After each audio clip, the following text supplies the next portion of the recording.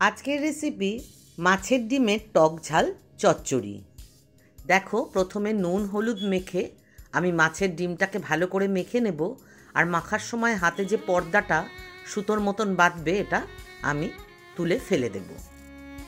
গুড়িয়াস কুকবুকে সকলকে স্বাগত জানাই। প্রথমেই আমি কড়াইতে সর্ষের তেল দিয়ে দিলাম। তেল গরম হলে আমি তাতে একদম কুচনো পেঁয়াজ দিয়ে দিলাম। আমাদের রেসিপিগুলো ভালো লাগলে লাইক করো, কমেন্ট করে জানিও কেমন লাগলো। আর এই ধরনের নানা রেসিপি পেতে আমাদের চ্যানেলটাকে সাবস্ক্রাইব করে আমাদের পাশে থেকো। দেখো, আমি কিন্তু খুব লাল করে পেঁয়াজটা ভাজলাম না। এবার দিয়ে দিলাম রসুন বাটা। এই রান্নায় আমি আদা ব্যবহার করব না। দিয়ে দিলাম কুচানো টমেটো, দিয়ে দেব পরিমাণ মতন লবণ, দিয়ে আমি ভালো করে ভাজা ভাজা করে নিচ্ছি। সুন্দর একটা গন্ধ বেরোনো পর্যন্ত ভেজে নিয়ে আমি এবার একটু দিয়ে দিলাম জল। আর একটুও দেবো, এইটুকু জলে হবে না, আর একটু জল দিয়ে দিচ্ছি।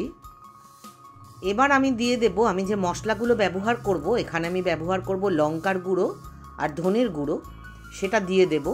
লঙ্কার গুঁড়ো দিয়ে দিলাম, লঙ্কা তোমরা নিজেদের পরিমাণ অনুযায়ী দেবে। দিয়ে দিচ্ছি ধনের গুঁড়ো, দিয়ে আমি মশলাটাকে ভালো করে আবার কষাবো। ভালো করে নাড়াচাড়া দিয়ে ভেজে আমি ঢাকা দিয়ে দেবো। একটা ঢাকা দিয়ে আমি টমেটোটাকে গলা গলা করে নেব।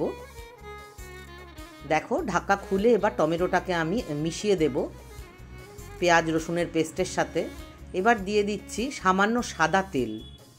তেলটা একটু কম হয়েছে, এই জায়গায় আমি তেল দিয়ে ভালো করে কষিয়ে নেব। যাদের উচ্চ রক্তচাপ এবং কোলেস্টেরল আছে তাদের কিন্তু মাছের ডিম খাওয়া উচিত নয়। এবার দিয়ে দেব সামান্য চিনি। যারা চিনি খাও না তারা এটা স্কিপ করবে, তবে একটু টকঝাল মিষ্টি হলে এটা খেতে খুব ভালো লাগে।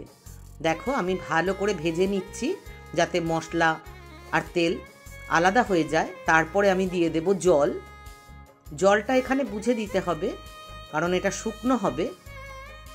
আমি আরেকটু লঙ্কার গুঁড়ো দিয়ে দিলাম যাতে ঝাল হয়। এবার আমি ওই যে ডিমটা মেখে রেখেছিলাম হলুদ আর নুন দিয়ে, সেটা কিন্তু আমি এই জলে ঝোলটা ফুটে উঠলে তার মধ্যে দিয়ে দেব। দিয়ে আমি এবার এটাকে নাড়াচাড়া করে, এটা প্রথমে সেদ্ধ হয়ে যাবে জলে, তারপরে ভাজা ভাজা করব। না হলে কিন্তু ডাইরেক্ট তেলে দিয়ে ভাজলে অনেক সময় মাছের ডিম শক্ত হয়ে যায়। মাছের ডিমে রয়েছে প্রচুর পরিমাণ প্রোটিন, ভিটামিন এবং খনিজ পদার্থ, যা আমাদের স্মৃতিশক্তি বাড়ায় এবং হৃদরোগের ঝুঁকি কমায়। ভালো করে ভেজে নিয়েছি। এখন আমি একটা মশলা ব্যবহার করব এতে, ভাজা মশলার গুঁড়ো, যেটা আমি ধনে, মৌরি আর জিরে খালি খোলায় ভেজে গুঁড়ো করে নিয়েছি। সেই ভাজা মশলাটা দিয়ে আমি আবার ভাজতে থাকবো। এই ভাজা মশলাটা দিলে মাছের ডিম থেকে একটা যে আষ্টে গন্ধ বেরোয়, সেটা একদম বেরোবে না। আর মৌরির গন্ধে একটা অপূর্ব সুন্দর গন্ধ হবে, দারুণ খেতে লাগবে। এরপর আমি দিয়ে দেব কারি পাতা। তোমরা চাইলে কারি পাতার বদলে ধনে পাতাও দিতে পারো, তবে কারি পাতা দিলে একটা সুন্দর গন্ধ আসে। দিয়ে দিলাম কাঁচা লঙ্কা, আমি কটা কুচিয়ে দিলাম আর কটা আস্ত দিলাম। যারা ঝাল খায় তারা আস্ত লঙ্কাটা খেতে পারবে, আর কয়েকটাও কুচিও দিয়েছি যাতে একটু ঝাল ঝাল হয়।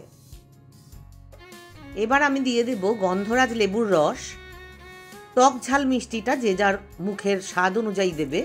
গন্ধরাজ লেবু না থাকলে পাতিলেবুর রসও দেওয়া যায়, তবে গন্ধরাজ লেবু দিলে গন্ধ এবং স্বাদ দুটোই খুব ভালো হয়। দেখো, আমি এবার আর বেশি ভাজবো না, নাবিয়ে নেব। গরম ভাতে এটা দুর্দান্ত খেতে লাগে। আজকের মতন টাটা, আবার দেখা হবে অন্য কোনো দিন।